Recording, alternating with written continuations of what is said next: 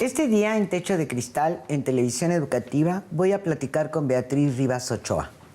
Beatriz es una joven escritora mexicana que ha tenido una enorme actividad de escritura en los últimos años. 9 novelas, se puede decir pronto, pero no es rápido y requiere de una disciplina particular. Beatriz estudió Derecho, estudió Comunicación. Beatriz además se ha inventado, ahora le voy a preguntar hace cuántos años, un taller de literatura. Enseña a muchas mujeres a escribir y supongo que también a algunos hombres, pero tampoco lo sé, no estoy segura. Pero esta tendencia magisterial le ha permitido además afinar sus historias. Probablemente sus experiencias particulares le han permitido entrar al alma de las mujeres y a un tema complejo que sigue inquietando a la sociedad mexicana, que es cómo resolvemos el tema de la pareja y cómo la mujer ahí tiene un peso específico, pero no el principal ni la única responsabilidad. De estos temas y otros sobre las mujeres escritoras, de su trayectoria, de cuánto le cuesta a una mujer escritora ser reconocida, voy a platicar con Beatriz. Ahora regresamos.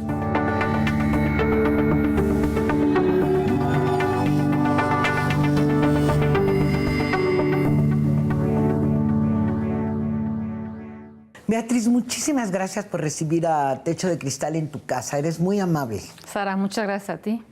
Bueno, vamos a platicar, Beatriz. Feliz. Oye, ¿cómo se te ocurrió? ¿Lo pensaste? ¿Es algo que uno se propone como cuando decide ser periodista y dice, voy a ser escritora? ¿Cómo se me ocurrió escribir, hijo? Yo creo que de muy joven, a mí siempre me ha gustado leer. Yo creo que uno llega a los libros y a la escritura a través de las lecturas. En mi casa lo que más había eran libros. Mis papás son muy buenos lectores. Y cuando acabé la prepa a los 16 años, muy jovencita. Recién cumplidos los 17 me fui a vivir a París un año a aprender francés y conocí a un profesor de literatura latinoamericana de la Sorbona, Daniel Paz, era un uruguayo, y me regaló Rayuela.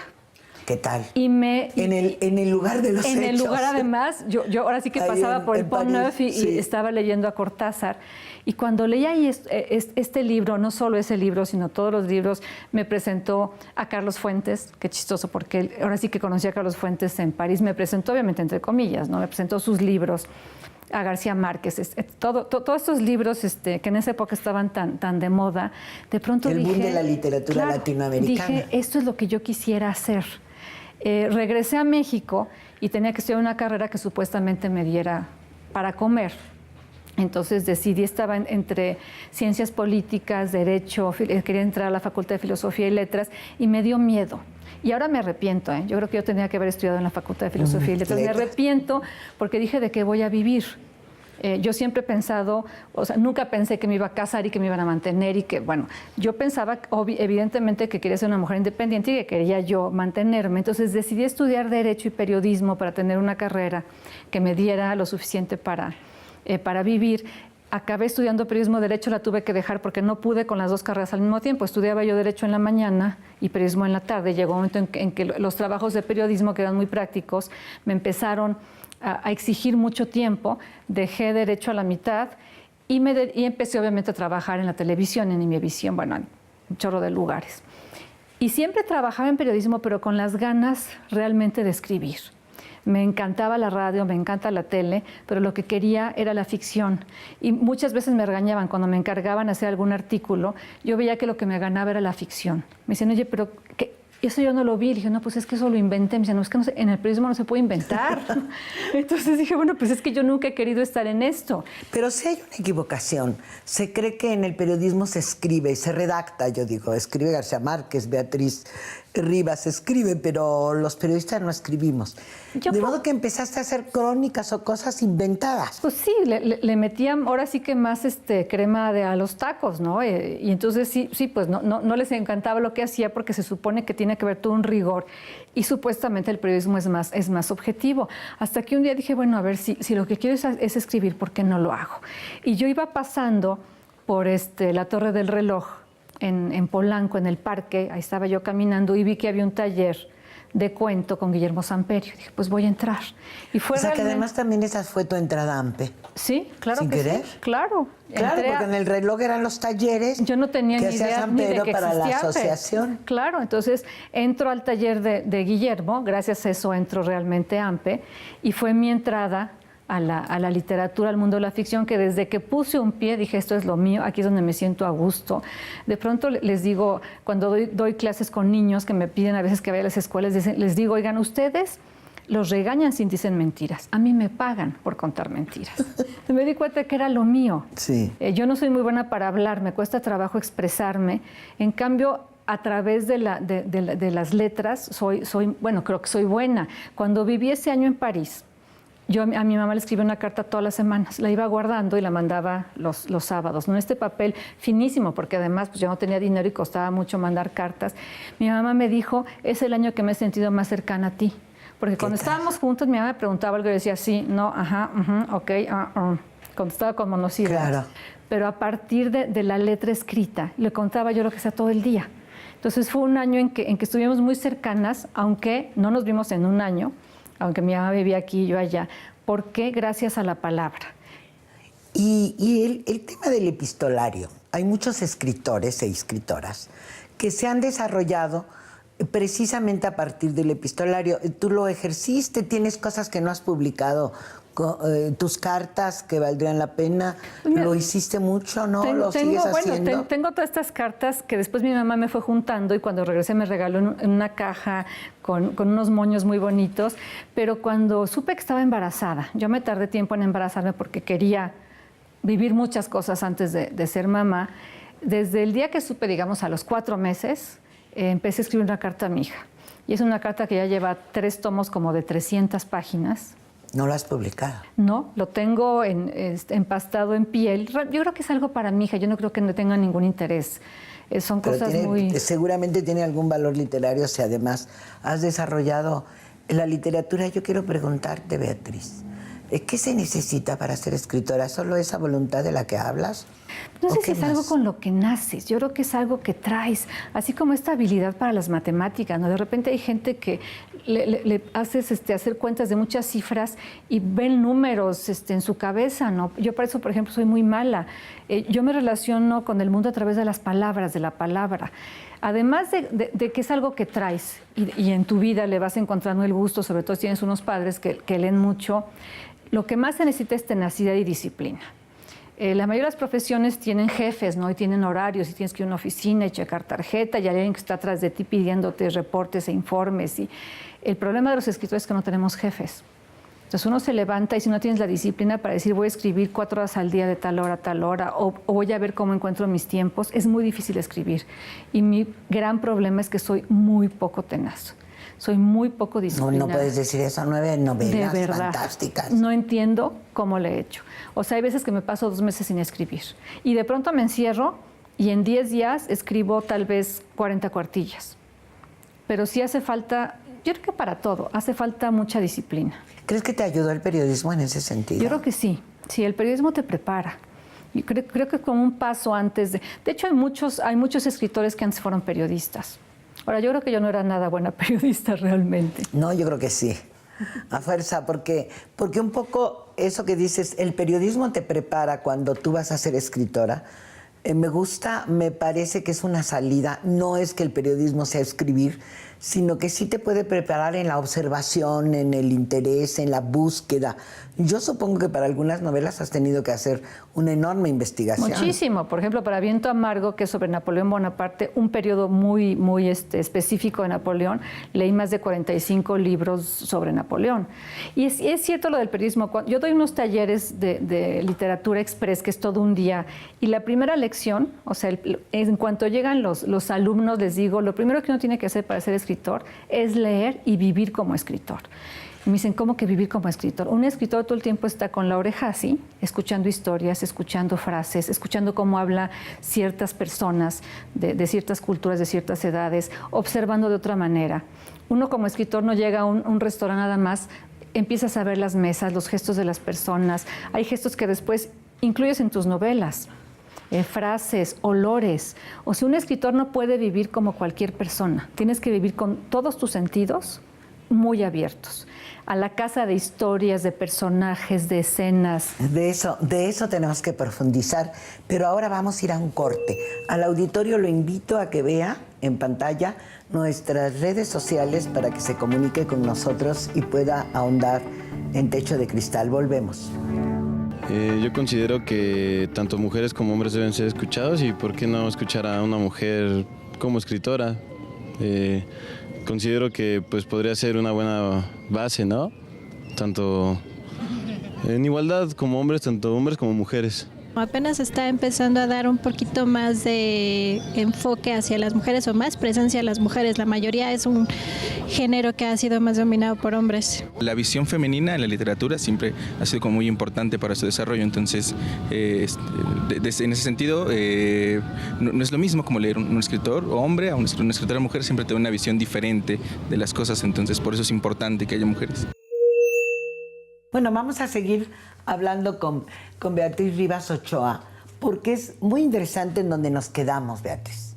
Si un poco el periodismo te prepara, hace lo que el escritor o la escritora hace lo que dice, lo que te recomiendan como periodista que estés escuchando, pero tú dices, y además te fijas en la palabra. Yo estaba pensando, Díaz Canetti dice que además el escritor de nuestro tiempo o la escritora de nuestro tiempo es como un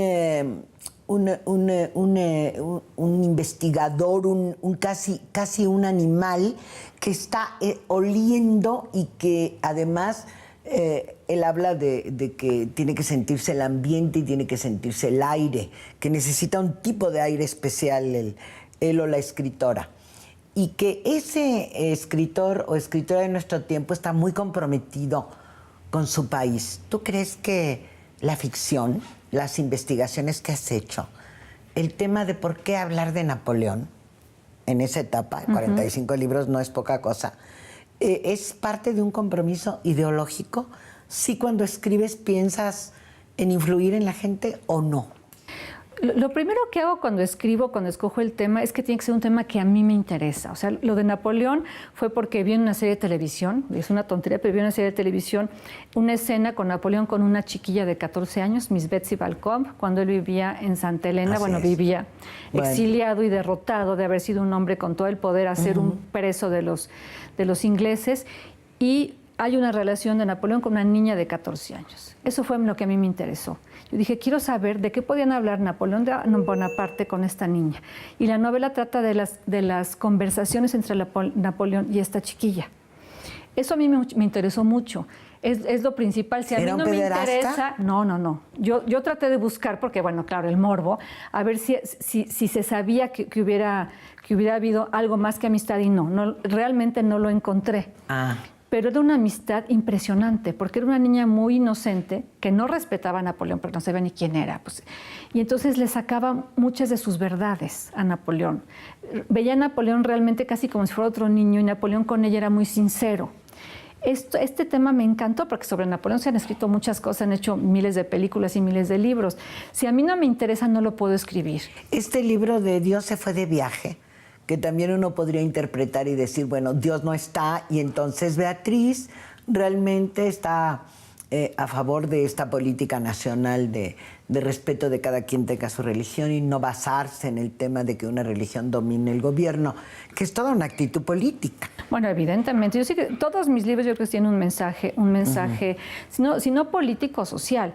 Dios se fue de viaje, bueno, yo no creo en Dios, pero respeto a las religiones, pero evidentemente creo que el Estado y el gobierno tienen que ser laico. Yo creo que tenemos que respetar todo, pues obviamente todas las religiones y todas las creencias, mientras sean en la intimidad, ¿no? Yo creo que la religión es algo íntimo, algo privado, pero el Estado tiene que respetar cualquier religión, incluso a los ateos, ¿no? Claro.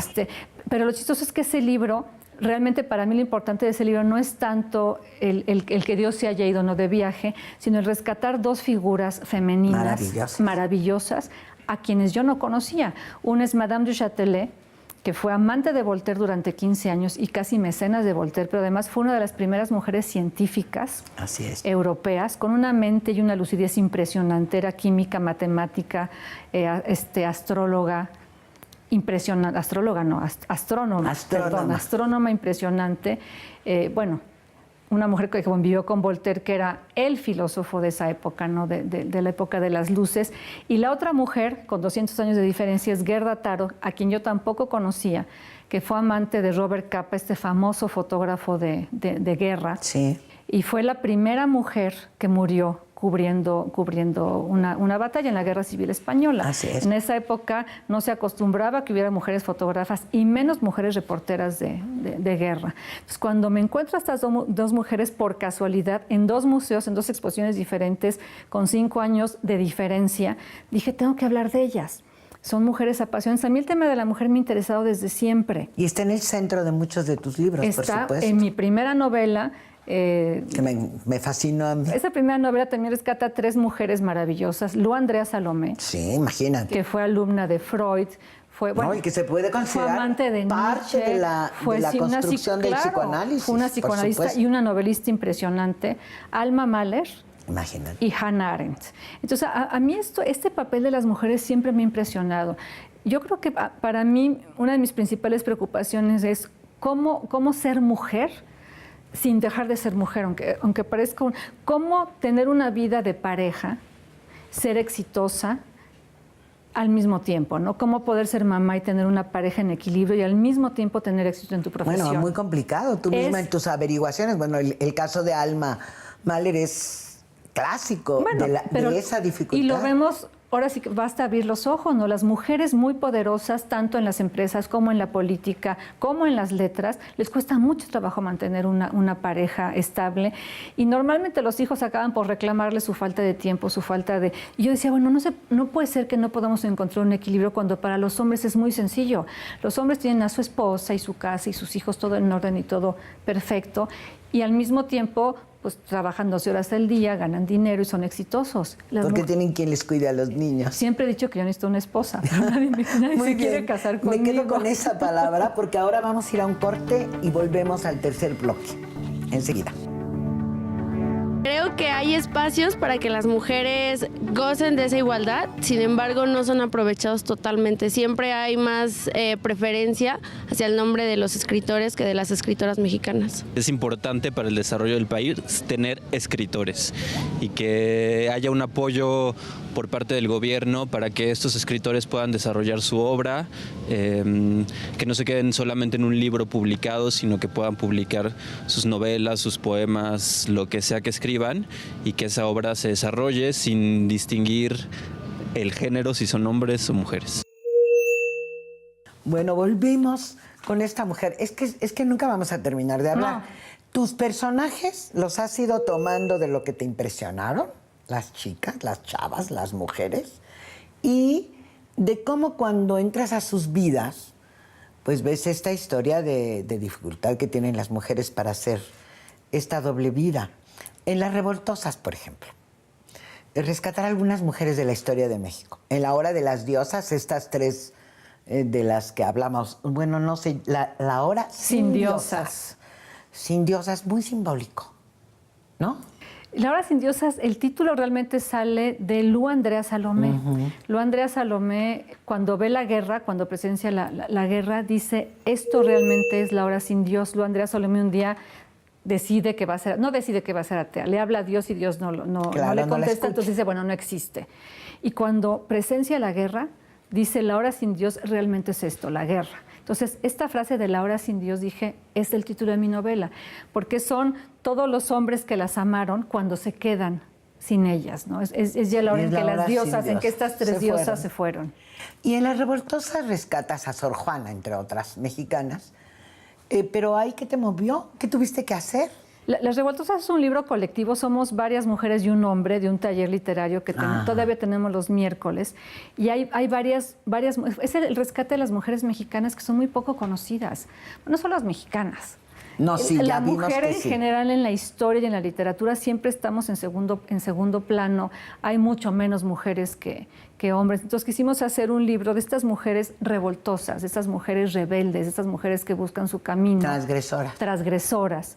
Que si tú ves, toda mi obra son puras mujeres transgresoras. Incluso en Viento Amargo, Miss Betsy Balcom, que es un personaje realmente menor, leí una biografía que hizo ella de su amistad con Napoleón. Era una mujer muy sin chiste. Realmente ahí sí le puse mucha ficción porque la pongo como una mujer rebelde que está cuestionando a Napoleón y que en un momento dado lo cuestiona también en relación a las mujeres. Y le dice, Pero bueno, en tu novela ella habla con Josefina. No, con Josefina no llega a hablar. No, porque Josefina no hablar físicamente, sino que la considera, sí, claro. que discute un poco con la figura de Josefina. Sí. Que eso se diría que es una especie de solidaridad femenina, sororidad. Yo creo que sí, ¿no? Y el mismo Napoleón, cuando está frente a Miss Betsy, acaba por aceptar las cosas que él realmente no había aceptado antes, ¿no? Del papel de las mujeres, porque Napoleón era también bastante misógino. O sea, Napoleón el decía, código napoleónico es histórico en relación a la discriminación y control de las mujeres. Entonces, sí es una preocupación que creo que está muy presente en cada una de mis novelas, incluso en Amores Adúlteros, que es una novela que escribí a 4 manos con Federico Treger. Así es. Ahí la que menos se enamora y la que tiene el control es la mujer. O sea, uno piensa en estas historias de amor en que la mujer es la que se quiere casar, la que quiere... No. Y no, ahí ella es la que está más contenta con el marido y la que como que mantiene a raya al amante y la que lleva el control de la relación. ¿Y lo planeas eso, esa visión? ¿Te sientes feminista? La única que planeé sí fue la primera novela. O sea, ahí sí yo quería... Mi pregunta era, ¿cómo le hace una mujer para vivir este equilibrio de profesión y de vida íntima? Que y para eso escogí a estas 3 mujeres y cada una de ellas tiene su diferente respuesta. Cada una de ellas logra una respuesta diferente y Hannah Arendt es la que sí logra el equilibrio entre profesión y pareja. Lu Andrea Salomé es absolutamente la profesión. Alma Mahler deja de tocar y deja de componer música por el amor y Hannah Arendt logra llevar las dos, amor y profesión en equilibrio. Pero es la única que lo pensé. Las demás, pues yo creo que es porque es algo que me gusta, ¿no? Que me llama la atención. Cuéntanos, sobre todo pensando en nuestro auditorio muy joven, aunque todo el mundo está incluido, el tema de esta última novela. Fecha de caducidad. Fecha de caducidad a 6 manos. ¿Son 3 autores? Somos 3 autores y es una novela que nació de Facebook. Un día puse en Facebook, ya va a ser la fecha, no, la hora de caducidad de nuestro amor, y Armando Vega Gil, que también es escritor y músico de Botellita de Jerez, me empezó a molestar y me dijo, la caducidad se da por mes y año y no por día y hora. Empezamos a discutir, éramos ya como 10 discutiendo en Facebook y alguien dijo, oigan, ¿por qué no hacer una novela del tema? Y los 3 que escribíamos, Armando, Aileen Truax, que es una gran periodista mexicana que vive en Los Ángeles, dedicada a temas de migración, dijimos, pues vamos a hacer experimento, pensando que nunca le íbamos a publicar. Y empezamos a publicar esta novela. Es una novela, digamos, de un ménage à trois, de un trío, pero un trío de amigos, son amigos, amantes, hermanos. Y yo creo que lo importante también de la novela es que esta relación de personajes como muy vivos, muy humanos, pero se atraviesa Ayotzinapa. Son 3 personajes que están viviendo, uno es violinista, el otro es publirelacionista, el otro es neurólogo, y sucede lo de Ayotzinapa. Y esto hace que sus vidas cambien y que empiecen a ver México de otra manera. Y entonces podemos entrar a ese tema antes de irnos, porque como es nuestro último bloque, en toda esta experiencia que has tenido, porque en el acto de escribir has tenido que investigar, hablábamos, preparada por el periodismo. ¿Cómo ves la condición de las mujeres actualmente? ¿Cómo ves el tema de la democracia en México, el futuro de México, las relaciones? Hay cosas que nos duelen y nos afectan todo el tiempo, como es la violencia contra las mujeres. ¿Tú cómo ves estas cosas? Yo todavía lo veo lamentablemente muy mal. Yo siempre he dicho que yo soy muy privilegiada, he vivido una vida muy privilegiada en relación a los hombres. Nunca he tenido, digamos que yo no me podría quejar de nada, pero no puedo dejar de ver lo que está a mi alrededor y creo que la mujer sigue estando en un no sé si segundo plano, tercero, quinto plano, ¿no? Somos las que menos tenemos acceso a la educación, las que seguimos en los puestos, en los peores puestos de trabajo, y cuando llegamos a un buen puesto ganamos menos que el que está a nuestro lado si es hombre. Pues somos las que pagamos más más dolores, más penas. O sea, la mujer se está incorporando poco a poco al trabajo fuera de casa, pero además sigue con la responsabilidad de casa, entonces tienen dobles y triples jornadas. Creo que el problema de la mujer en México, aunque se han hecho avances, sigue muy presente. Hay mucha violencia en las calles, en las familias, y las pocas mujeres que empiezan también a salir se encuentran muy solas. Eso creo que es terrible, ¿no? Hay mujeres que ya empiezan, que tienen estudios, que consiguen buenos trabajos, que van para adelante, y no hay hombres al lado para tener pareja, porque los hombres siguen prefiriendo a las mujeres que no tienen todos estos estudios y que no tienen toda esta independencia y esta libertad. O sea, hay pocas mujeres independientes, fuertes y libres que pueden conseguir una vida también de pareja, y están muy solas.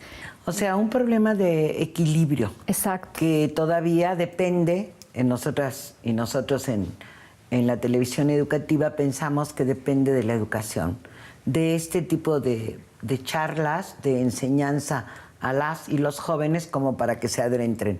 Creo que ha sido maravillosa la plática contigo, Beatriz, porque no es tan fácil ser escritora o escritor, porque hay que investigar y hay que imaginarse a los personajes. No, y además saber usar nuestra herramienta, que son las letras, ¿no? No es tan fácil. Palabras, claro, sí. Y las palabras.